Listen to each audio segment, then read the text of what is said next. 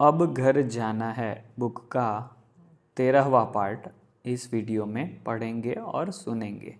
Advance party को, science वालों को और आप ब्राह्मण आत्माओं को तीव्र पुरुषार्थ करने की सदा प्रेरणा देती रहेगी। प्रकाशमणि दादी गई, उसके बाद के यह संदेश आ रहे थे। उसमें बाबा ने एक इशारा दिया है कि प्रकाशमणि दादी क्या करेगी। तो यहाँ पर बताया एडवांस पार्टी को, साइंस वालों को और आप ब्राह्मण आत्माओं को तीव्र पुरुषार्थ करने की सदा प्रेरणा देती रहेगी। जहाँ भी साइंस वाले मूंझते हैं क्या होगा, कैसे होगा, होगा या नहीं होगा, उन्हीं को ऐसा स्पष्ट कर देगी जो वो तीव्र तैयारी करे। ब्राह्मण भी क्यों क्या नहीं करेंगे, बस करना ही है। और एडवांस पार्टी तो नाच रही थी। मम्मा और दीदी दोनों तरफ से दादी की बाह पकड़े कह रही थी, दादी अभी तो हम कमाल करके दिखाएंगी। बस दादी को सम्मान और स्वमान, यह दो शब्द बहुत याद थे। बार बार यही शब्द रिपीट कर रही थी, सम्मान और स्वमान। तो बाबा गले लगे, दृष्टि दी और दादी हम सब के बीच से वतन से चली गई। यह उस दिन का संदेश होगा जिस दिन दादी ने 12 दिन पूरा किया था। शरीर छोड़ने के बाद 12 दिन पूरा हुआ। उसके बाद बाबा ने ऐसा कहा कि बाबा गले लगे, दृष्टि दी और दादी हम सब के बीच से वतन से चली गई। इसका मतलब दादी ने अभी गर्भ में प्रवेश करने के लिए वहाँ से छुट्टी ली होगी।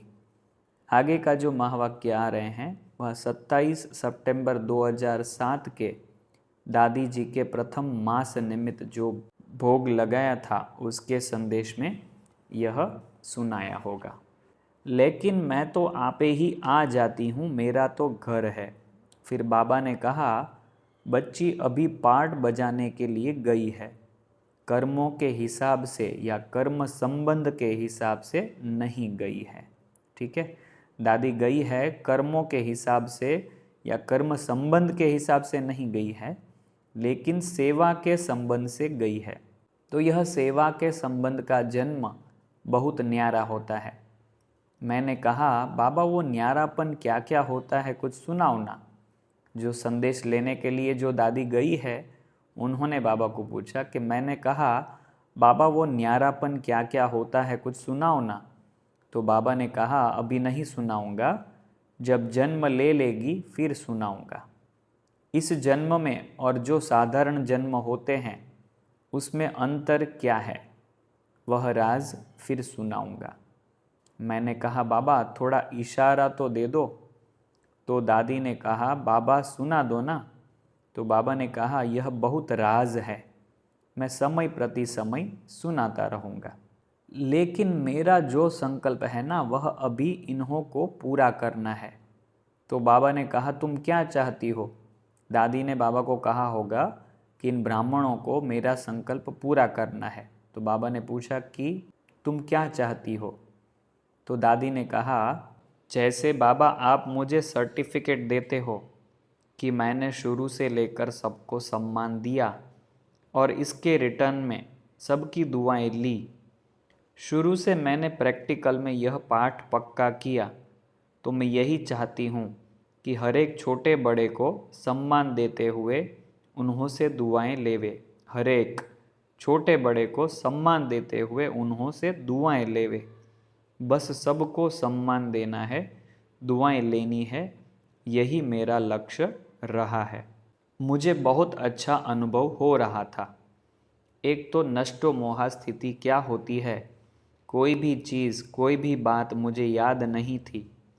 तो दादी ने कहा, मैं यह अनुभव इसलिए सुना रही हूँ कि आप सभी भी ऐसा ही पुरुषार्थ करो जो ऐसे कर्मातीत स्थिति के अनुभव में ही शरीर छूटे। यह दादी बता रही है जब दादी की अंतिम अवस्था थी, शरीर छोड़ने के थोड़े समय पहले का यह दादी वर्णन कर रही है कि मुझे बहुत अच्छा अनुभव हो रहा था। एक तो नष्टो मोहा स्थिति क्या होती है, कोई भी चीज़, कोई भी बात मुझे याद नहीं थी। तो दादी ने कहा, मैं यह अनुभव इसलिए सुना रही हूँ कि आप सभी भी ऐसा ही पुरुषार्थ करो जो ऐसे कर्मातीत स्थिति के अनुभव में ही शरीर छूटे, तो हमारा जो अंतिम पुरुषार्थ है वह क्या है कि हमारा शरीर छूटे, तभी हमारी ऐसी कर्मातीत अवस्था हो कि कुछ भी और चीज़ याद न आए। अभी बाबा ने मुझे शरीर में भेजा है, लेकिन मैं उस भान से न्यारी हूँ। बाबा इसका राज आपको बाद में सुनाएंगे, लेकिन मेरा जन्म न्यारा है। डिपार्टमेंट के हेड्स सभी को दादी ने याद किया। दादी ने कहा, मैं सिर्फ 2 शब्द आपको कहती हूँ। ये हमारे 2 शब्द, कोई भी सेवा शुरू करते याद करना, फिर काम शुरू करना। तो सभी कहने लगे, दादी जो आप कहेंगी हम जरूर करेंगे। सभी बहुत उल्लास में थे। तो दादी ने 2 शब्द सुनाए, एक नामी और इकोनॉमी। भी आगे का जो संदेश है वह 20 अक्टूबर 2007 का संदेश है। देश विदेश के मुख्य भाई बहनों की मीटिंग में बाप दादा इस संगठन को देख बहुत खुश हैं कि देश विदेश के बच्चे मिलकर बहुत प्यार से सेवा को निर्विघ्न बनाए आगे बढ़ाने के प्लान बना रहे हैं। बच्चों का यह स्नेह भरा मिलन का लेन देन करने का दृश्य बाप दादा देख देख खुश हो बच्चों के गीत गाते, वाह मेरे निमित्त सर्विसेबल बच्चे वाह। बाप दादा तो निमित्त बने हुए बच्चों को विशेष शक्तियों का वाइब्रेशन देते हैं, क्योंकि बच्चों की शक्तिशाली मर्सीफुल वृत्ति से ही तो विश्व में श्रेष्ठ वाइब्रेशन पहुंचता है। देखो बहुत इंपॉर्टेंट वाक्य आया, बच्चों की शक्तिशाली मर्सीफुल वृत्ति। मर्सीफुल मतलब दया की, रहम की वृत्ति से ही तो विश्व में श्रेष्ठ वाइब्रेशन पहुंचता है। तो हमारी जो वृत्ति रहती है रहम भाव की वृत्ति दूसरों के प्रति, तो उससे विश्व में श्रेष्ठ वाइब्रेशन पहुंचता है।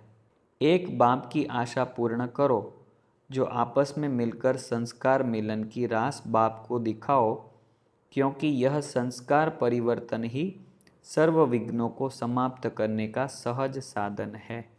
संस्कार परिवर्तन ही सर्व विघ्नों को समाप्त करने का सहज साधन है। संस्कार मिलन नहीं होगा तब तक विघ्न समाप्त नहीं होंगे, या तो विघ्न समाप्त होंगे, मगर बाबा ने कहा संस्कार परिवर्तन है वह सहज साधन है विघ्नों को समाप्त करने का। तो यह चीज़ ध्यान में रखें। अभी जो आ रहा है वह दादी जी के दूसरे मास की तिथि 25/10/2007 में यह भोग लगाया था, उस दिन को उसका यह संदेश आया हुआ है। बाबा ने कहा बैलेंस की अभी भी आवश्यकता है। सेवा के समय सेवा करते हैं, योग के समय यथाशक्ति सभी योग भी करते हैं, लेकिन बाबा चाहते हैं कि योगी जीवन हो। जीवन हर श्वास में होती है, जीवन 6-7 घंटे या 2 घंटे की नहीं होती। तो बाबा इसलिए मुस्कुरा रहे हैं कि वह दिन कौन सा आएगा जिसमें बाबा के पास टीवी में यह आएगा कि मेजॉरिटी बच्चे इस बैलेंस में नंबर 1 हो गए। बाबा यही सेरेमनी देखना चाहते हैं। दादी ने कहा, मैंने क्या किया? मैंने अपनी योगी जीवन बनाई। सिर्फ योग लगाने वाली नहीं रही, योगी जीवन में रही। तो जो भी मुझे याद करते हैं वह मेरे समान योगी जीवन तो बनाए ना। फिर मैंने कहा, दादी यज्ञ के प्रति आपको क्या संकल्प आता है? तो कहा, मैं समझती हूँ जैसे मैं निर्मोही निर्विकल्प रही, ऐसे एक एक सब अभी जल्दी जल्दी अपनी कमजोरी बाबा को दे देवे। जैसे मैं निर्मोही रही, निर्विकल्प रही, ऐसे एक एक सब अभी जल्दी जल्दी अपनी कमजोरी बाबा को दे देवे ना। यह बोझ बाबा को दे दो ना, अपने पास क्यों रखा है? मैंने तो जन्म से ही बाबा को बोझ दे दिया था, यह फिर अपने पास क्यों रख कर बैठे हैं? दादी जी इशारा कर रही होगी दूसरों को कि यह क्यों रख के बैठे हैं। 9 नवंबर 2007 को दिवाली निमित्त मोहिनी बहन द्वारा यह संदेश आया है। बच्चों को कहना कि अच्छी तरह से चेक करे कि आज के दिन मेरा पुराना खाता खत्म हुआ या थोड़ा बहुत है। जो हो उसको भी अति शीघ्र खत्म करके और नया सब कुछ शुरू करो। फिर बाबा ने दादी की तरफ देखा तो दादी ने सबके प्रति कहा कि अभी ये थोड़ा समय मेहनत का है, अभी थोड़ा अटेंशन देकर अपने स्वयं के संस्कारों के ऊपर ध्यान रखें कि मुझे पुराना खत्म करना है, नया धारण करना है। मैंने कहा, बाबा जब दादी कर्मेंद्रिय जीत, प्रकृति जीत, माया जीत बन गई, फिर दादी जन्म क्यों ले रही है? तो बाबा मुस्कुराए और कहा, बच्चे, आपकी बुद्धि में बार बार यह बात आती है।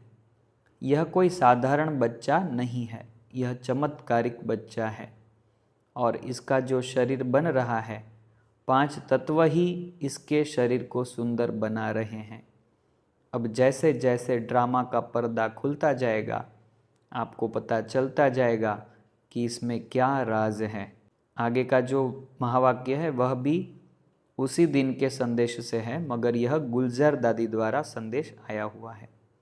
दादी ने कहा कि बाबा की जो हर बच्चे में शुभ भावना है और बाबा समझते हैं कि ये जो मेरे सरेंडर बच्चे हैं, सरेंडर का अर्थ ही है सब स्वाहा कर देना। आप सबके पास और है ही क्या जो बाबा को देंगे। इसलिए जो पुरानी चीज़ें हैं, संस्कार, स्वभाव आदि जो भी हैं, वह सब कुछ समर्पण कर दो। आज के दिन दादी और बाबा एडवांस पार्टी के महारथी बच्चे जो गए हैं, वो मिल कर के यही संदेश दे रहे हैं कि वह डेट मेरी कौन सी होगी जिसमें हम अपने पुरुषार्थ के अनुसार पुरुषार्थ में संपन्न होंगे। तो हर एक अपने अंदर में सोचे कि इतने समय में तो हम जरूर संपन्न बन के बाबा के आगे आएंगे। संपन्न बनने की डेट फिक्स करो और उसी अनुसार अपने पुरुषार्थ को बढ़ाते रहो। सब अपने लिए डेट फिक्स करे। बाबा ये कहता है बार बार कि खुद के लिए डेट फिक्स करो। आगे का जो महावाक्य आ रहे हैं वह 29/11/2007 से आ रहे हैं। दादी जी के तीसरे मास निमित्त बाबा के नयनों में आज विशेष जैसे सारे वर्ल्ड की आत्माओं का गोला नजर आ रहा था और बाबा सर्व आत्माओं को एकदम रहम दिल के रूप में, वरदाता के रूप में सकाश दे रहे थे। ऐसे ही बाबा को देखते हुए हमें भी अपना वैसा ही रूप अनुभव होने लगा। फिर बाबा ने कहा, बच्ची देखा, बाबा और आप सब मेरे जो मुरब्बी बच्चे, बाप समान बनने के उमंग उत्साह में रहने वाले बच्चे हैं, उन्हों का वर्तमान समय काम क्या है? वह बाबा आपको दिखा रहे हैं कि आज मनुष्य आत्माओं को क्या चाहिए।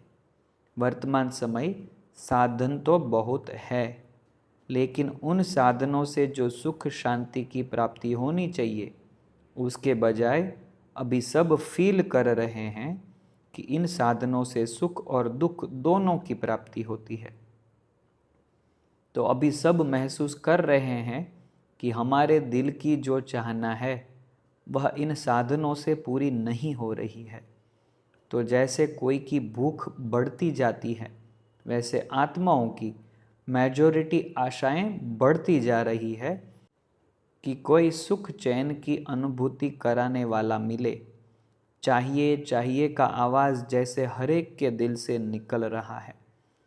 बाबा ने आज के ज़माने में क्या हो रहा है वह 2007 में यह चीज़ बताई थी, मगर जैसे जैसे समय आगे बढ़ता जा रहा है, जैसे अभी 2024 चल रहा है, तो यह चीज़ और भी ज़्यादा स्ट्रॉन्ग हो गई है कि लोगों को साधनों से सुख नहीं मिल रहा है।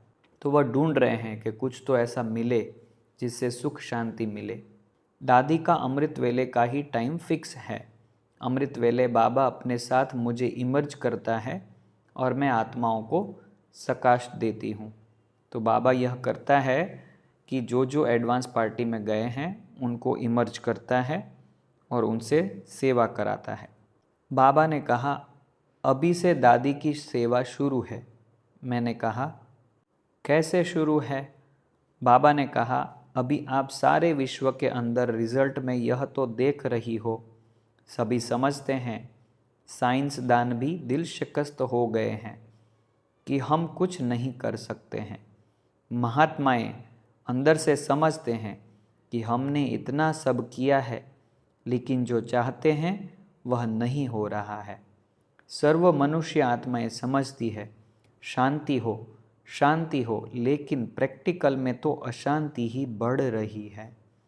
तो अभी से दादी की सेवा से यह परिवर्तन का प्रभाव पड़ रहा है। सभी महसूस करते हैं कि कोई और शक्ति चाहिए और दिन प्रतिदिन 3 सत्ताओं के अलावा कोई और सत्ता चाहिए। उस पर सबका ध्यान जा रहा है। वह भी समझते हैं कोई पावर हमारे पास आवे तो हम प्रकृति को परिवर्तन करें। अभी प्रकृति अति में जा रही है, लेकिन परिवर्तन नहीं कर सकते हैं। तो यह जो वायुमंडल है कि और कुछ चाहिए, यह जो भावनाएं हैं वह टोटल सारे विश्व में बढ़ती जा रही है।